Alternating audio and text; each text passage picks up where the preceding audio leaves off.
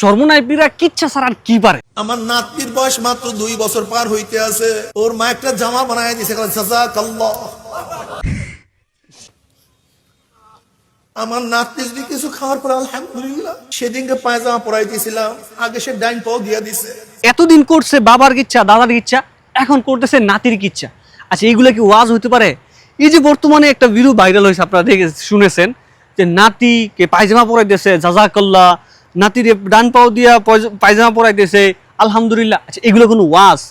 এগুলো কোনো বিষয় হইলো? আচ্ছা, এগুলো কি মানুষ শুনতে আসে?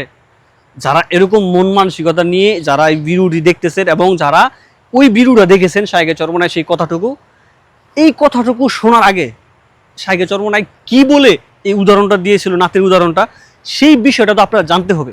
কারণ কাটসাট ভিডিও দিয়ে কিন্তু মানুষ মানে চরমোনাইকে ঘায়েল করার জন্য মানে উঠে পড়ে লেগেছে।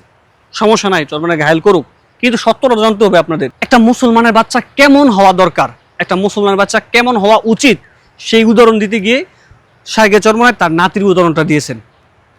আমি আপনাদেরকে সেই ভিডিওটি সম্পূর্ণ দেখাচ্ছি যে কি কারণে, কোন প্রেক্ষাপটে সেই কথাগুলা বলেছে। চলুন প্রথমে শায়খে চরমোনাইয়ের সেই মূল অংশটুকু আমরা শুনে আসি।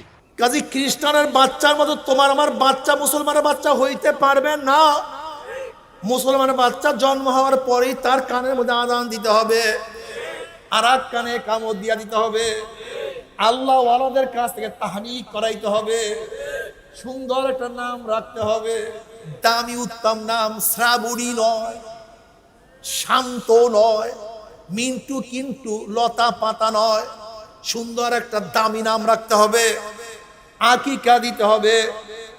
যখনই কথা শুরু করবে প্রথম যেন জিক্রুল্লাহ বের হয়। প্রথম আমার বাচ্চা ছোটবেলার থেকে ড্যান্স শিখিয়া বড় হবে না, আমার বাচ্চা তার মার সাথে সেজদা দিয়া বড় হবে, আমার মুসলমানের বাচ্চা তার মার সাথে রুকু দিয়া বড় হবে, আমার মুসলমানের বাচ্চা তার মার সাথে মোনাজাতের দোয়া করে বড় হবে, আমার বাচ্চাকে কিছু দিলে জাযাকাল্লাহ বলবে।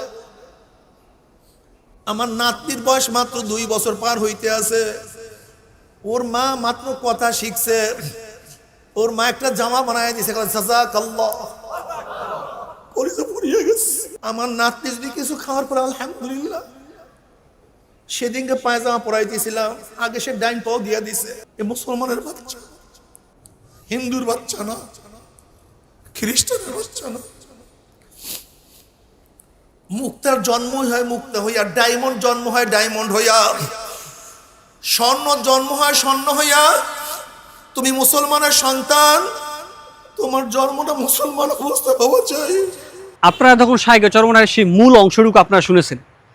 এই যে কথাগুলো তিনি বলেছেন, তিনি আদৌ কি সেই কথাগুলো কোনো ভুল বলেছেন, অযুক্তি বলেছেন?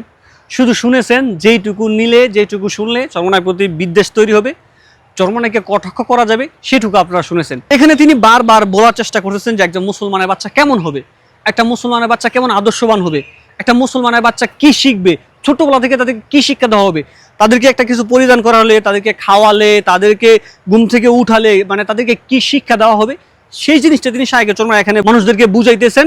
এবং সেই বুঝানোর উদাহরণ দিতে গিয়ে তিনি কিন্তু এখানে তার নাতির কথা বলেছেন। কেন তিনি তার নাতির কথা বলেছেন, এটাই সবচেয়ে বড় চরমোনাই পীরের অপরাধ।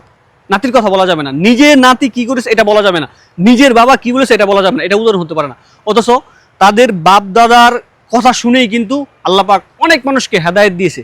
সেই বাপ দাদার কথা বললে মানুষের চুলকানি বাড়ে। সমস্যা নেই, চুলকানি হতেই পারে আপনাদের, কারণ আপনারা চান না যে চরমোনাই পীরের দ্বারা মানুষ হেদায়েত পাক, আল্লাহ পাক চরমোনাই পীরের দ্বারা মানুষকে হেদায়েত দেখ, এটা আপনারা চান না। ঠিক আছে, খারাপ মানুষ ভালো পথে আসুক, এটা আপনারা চান না, তাই বাপ দাদার কথা বললে আপনারা বিরোধিতা করেন। এখন নাতির কথা বলতেছে যে নাতি ডান পা দিলে জাযাকাল্লাহ বলে, এটাও কি মানে এটা নিয়ে কি সমালোচনা করার বিষয়?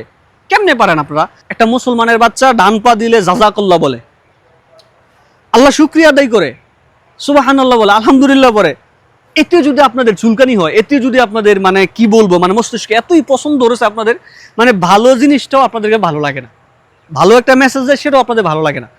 আচ্ছা, বেশি বকবক করবো না, শুধু আপনাদেরকে এই প্রমাণটুকু দিলাম যে আসলে শায়খে চরমোনাইয়ের সেই নাতির কথাটা মূলত ছিল একজন মুসলমানের বাচ্চা কেমন হবে, মুসলমানের বাচ্চারা কি শিক্ষা নিয়ে বড় হবে, সেই বিষয়ের উপরে ভিত্তি করে শায়খে চরমোনাই তার নাতির কথাটা বলেছেন।